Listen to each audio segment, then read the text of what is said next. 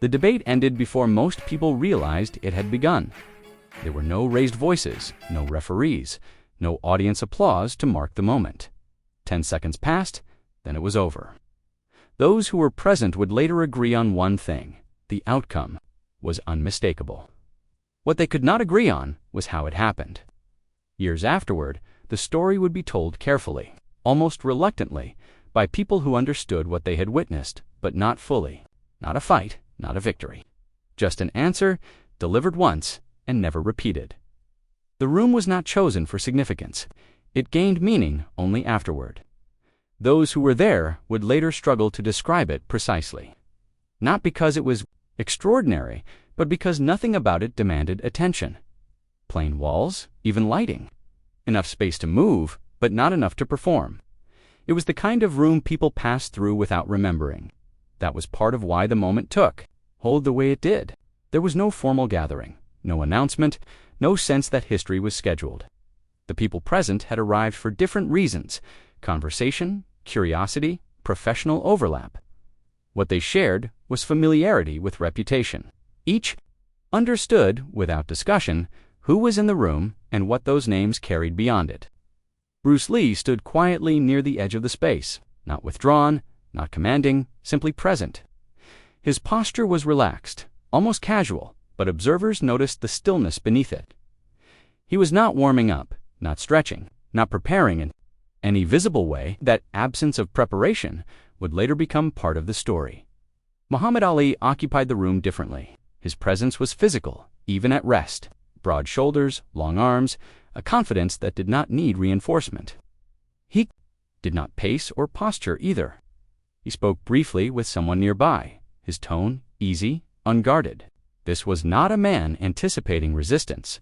No one introduced them, no one needed to. The idea that brought them into the same space did not arrive as a challenge. It arrived as a question unspoken, but shared. Speed and power had been discussed publicly for years. Analysts, fans, and commentators had compared them endlessly, usually without either man present. Now they were. The room seemed to recognize this before anyone did consciously. Conversations slowed. Movement became more deliberate. A few people shifted positions without knowing why, creating a subtle clearing in the center.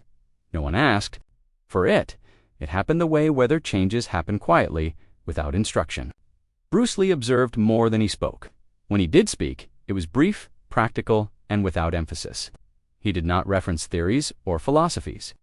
He did not frame the moment as symbolic. He treated it as something small, almost administrative. Ali listened with the patience of someone accustomed to being measured against others. There was no hostility in his expression. If anything, there was curiosity. He had faced challengers his entire career. This did not feel like one of those moments. Yet the room had settled into a kind of expectancy, not excitement. Expectancy implies waiting without assumption. People were not leaning forward. They were holding still. Later, witnesses would say this was the last moment where nothing had changed, because once the room became quiet enough to hear itself, it was already too late to pretend that nothing was about to happen. And still, no one spoke the word challenge. The contrast did not need explanation. It was already understood by everyone. Present, Muhammad Ali represented power that had been proven under lights. Before crowds against men trained specifically to withstand it, his strength was not theoretical. It had weight, reach, and history. Even standing still, it suggested momentum. He had built a career on meeting resistance directly and breaking it in full view of the world. Bruce Lee represented something more, difficult to define. His authority did not come from sanctioned bouts or recorded wins. It came from consistency across disciplines, across cultures, across rooms like this one where no record would be kept. Those who knew his work spoke less about force and more about timing, less about domination and more about inevitability. This was not framed as a contest. No rules were stated because none were needed. The question that hung in the air was not who would win, but what would matter more if something happened. Strength that overwhelms or speed that arrives first. Ali's confidence had always been expansive. It filled spaces. It invited engagement. When people challenged him verbally, he responded in kind. When they challenged him physically, he met them without retreat. Here, there was nothing to meet yet, so he waited. Bruce Lee did not mirror that posture. He did not square up or set his feet in a way that signaled readiness. His stance remained neutral, almost indifferent. But there was a subtle alignment to his body that a few observers noticed later when they tried to recall details. His balance did not shift. His weight did not settle. He remained available to move in any direction or not at all. There was a brief exchange, not a debate, more an acknowledgement. Something about speed, something about power. The words themselves were unremarkable. What mattered was the absence of defensiveness on either side. Neither man felt the need to justify himself. The room absorbed this quietly. Expectations began to form, but they were not uniform. Some assumed that if anything physical occurred, it would favor size and reach. Others suspected that it would never reach that point at all. No one voiced these assumptions. Doing so would have broken the stillness that had settled in. What became clear was that neither man intended to escalate. There was no posturing, no invitation to spectacle. If an answer was coming, it would not be delivered through forceful exchange. It would be demonstrated, or it would not come at all. This understanding shifted the tension. It became narrower, more focused. The room was no longer waiting for action. It was waiting for confirmation, and confirmation, if it arrived, would not announce itself. Silence does not always feel empty. In that room, it felt occupied. No one had taken a step forward, yet the space between the two men seemed reduced, not physically, but perceptually. Attention has a way of compressing distance. Every movement, however small, was now registered by more people than before. A hand resting, a shift of breath, the settling of fabric. Those present were not neutral. Observers each carried an internal measure of what they believed mattered most. Some believed in mass and resilience. Others believed in speed refined through repetition. A few had trained with Bruce Lee. Others had watched Ali dismantle opponents far larger than him. Their expectations did not align, but their focus did. What stood out later was how little anyone spoke. There were no whispered bets, no attempts to predict an outcome. It was as if the room understood that speculation would cheapen whatever was about to occur. The moment demanded restraint, and everyone seemed to comply without being told. Ali's posture remained open. He was not guarded, but he was attentive now. His eyes tracked Bruce Lee with the same respect he gave serious opponents in the ring. Not suspicion, but awareness. This was not bravado, it was calibration. Bruce Lee appeared unchanged. His breathing remained even. His gaze did not fixate on any single point. Those who noticed this described it as unsettling, though not threatening. It suggested that he was not waiting for a signal. He was waiting for permission that did not need to be granted. The pressure in the room did not rise quickly. It accumulated. Each second without action added weight rather than relief. People began to sense that the window for explanation was closing. Whatever was going to happen would happen without preface. Someone later recalled thinking that if nothing occurred, they would still remember the tension, that the restraint itself felt like a statement. But that thought ended when Bruce Lee shifted his position, barely enough to be called movement. It was not a stance, it was an adjustment. Ali noticed it immediately. Others did not, at least, not consciously. But something in the room registered the change. Conversations ceased entirely. Even the ambient sounds, the hum of the building, the distant movement outside seemed to recede. This was not the moment of action. It was the moment before action became unnecessary, and in that stillness, the assumptions people carried into the room began to feel less certain, though no evidence had yet been offered to challenge them. What followed did not resemble what most people expected. There was no advance, no sudden rush of bodies, no sound to mark the beginning. Bruce Lee did not close distance in the conventional sense. He did not step forward in a way that could be measured or replayed. Those closest to the moment would later disagree on exactly when it began. They would not disagree on when it ended. The action itself occupied very little time, long enough to register, to brief, to interrupt. It was not a strike delivered with force, nor a sequence meant to overwhelm. It was a single movement, precise and contained, executed from a position that moments earlier appeared neutral. Ali reacted, but reaction implies delay. What happened occurred inside that delay. Bruce Lee's hand moved and returned before the eye could fully track it. There was no visible wind-up, no indication of intent. Those who saw it clearly described it not as speed alone, but as absence and absence of warning, an absence of excess. The motion existed only at the point where it was needed, and nowhere else. Ali felt it before he processed it. The contact was controlled, not damaging. Not theatrical, but unmistakable. It arrived at a point that carried meaning rather than pain, a place chosen to demonstrate access, not dominance. Bruce Lee did not follow through. He did not press the moment. He simply completed the action and returned to stillness. 10 seconds had passed, perhaps fewer. The room did not react immediately. There was no collective intake of breath, no audible response. People needed time to understand what they had seen. This was not a display that demanded applause or shock.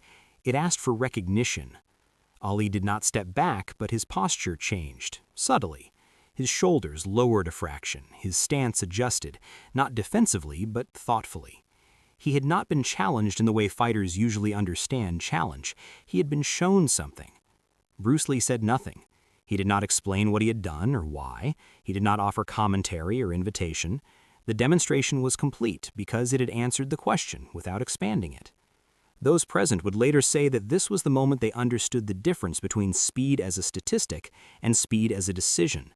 What they witnessed was not about how fast something moved, but how little movement was required.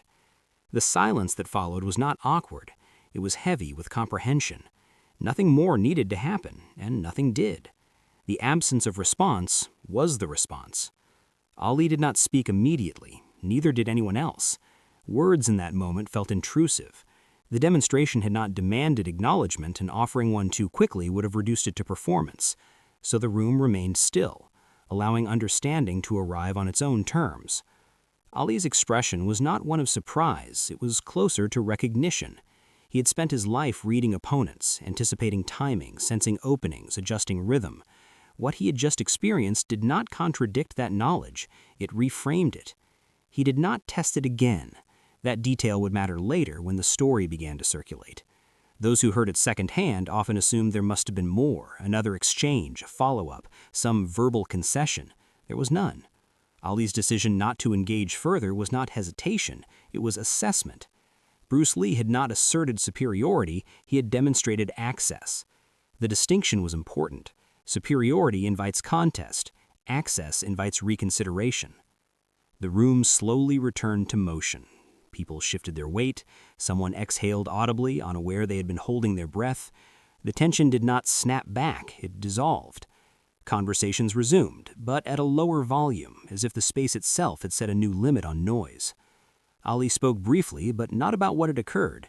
His tone remained relaxed. If there was an adjustment, it was internal.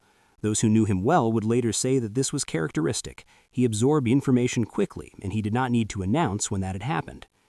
Bruce Lee remained exactly as he had been before. No visible change in posture or demeanor. He did not scan the room for reaction. He did not seek validation. His focus had already moved elsewhere. What unsettled some observers was how ordinary everything felt afterward. The moment had not demanded transformation, it had simply inserted a fact. People were left to reorganize their understanding around it at their own pace. This, more than the movement itself, left a lasting impression, because nothing about what happened could be exaggerated without becoming inaccurate. The truth was sufficient. A question had been posed implicitly, and it had been answered once, cleanly, without repetition. As the room emptied, no one attempted to summarize the lesson. No one needed to. The demonstration had not been about winning or losing. It had been about efficiency meeting assumption, and assumption quietly stepping aside. The significance of that would not be fully understood until much later, when the story was told in fragments, stripped of spectacle, and allowed to settle into something more durable. The incident did not travel quickly. In the days that followed, there were no public statements, no interviews referenced it directly. Neither man had reason to promote what had occurred. One was already the most visible figure in his sport.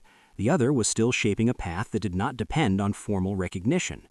Silence suited them both. When the story did begin to circulate, it did so unevenly. It appeared in conversations rather than columns, in recollections rather than records. Each telling was careful, often incomplete. Those who spoke about it rarely framed it as a confrontation, they described it as a moment, brief, contained, and difficult to classify. What remained consistent was the tone. No one described it with excitement. There was no embellishment. The people who had been present spoke the way witnesses speak when they are unsure how much of what they saw can be translated into language. Over time, the setting changed. The room became a studio or a gym or a private training space, depending on who was remembering. The exact wording of the exchange shifted. These details were unreliable. What did not change was the sequence, the stillness, the single demonstration, and the decision not to continue. Ali went on to face opponents who tested him publicly and relentlessly. His legacy remained anchored in resilience, adaptability, and courage under pressure. Nothing about that day contradicted his achievements. If anything, it expanded the framework through which he evaluated challenge. He had always respected skill, especially when it revealed itself without bravado. Bruce Lee's path unfolded differently. He continued refining his approach, teaching in fragments, avoiding rigid systems. Those who trained with him would later recall that he rarely spoke about power directly. When asked about effectiveness, he demonstrated quietly, then moved on. The lesson was never repeated in the same way twice. Years later, as Bruce Lee's influence spread beyond film and into broader discussions of movement and efficiency, the story resurfaced more often. It was no longer used to compare men, it was used to illustrate contrast between accumulation and reduction, between force and timing. The most thoughtful retellings avoided naming a winner. They focused instead on what the moment revealed, that an answer does not always arrive through escalation, that certainty can be unsettled without confrontation, and mastery, when complete, leaves little trace. Those who were in the room would sometimes pause when recounting it, as if checking their own memory for distortion. They resisted that impulse. The restraint felt appropriate. In the end, the incident endured not because of who was involved, but because of how little was required. 10 seconds, one movement, no aftermath.